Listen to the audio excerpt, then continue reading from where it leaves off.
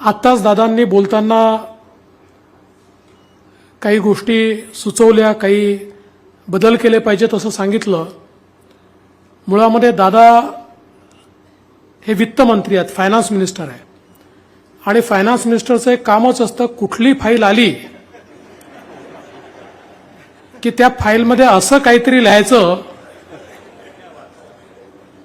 की ती घुमून फिरून पुन्हा त्यांच्यापर्यंतच गेली पाहिजे. त्यामुळे दादांनी बरोबर वित्तमंत्र्याचं काम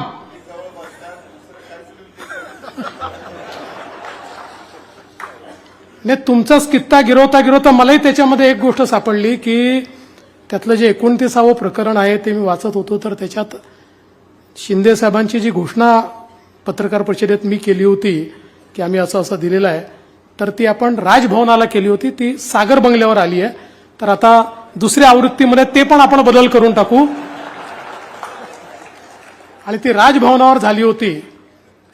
आणि दादा मगाशी असं म्हणाले की ते आमच्यापेक्षा सिनियर आहेत आणि तेच मागे राहून गेले.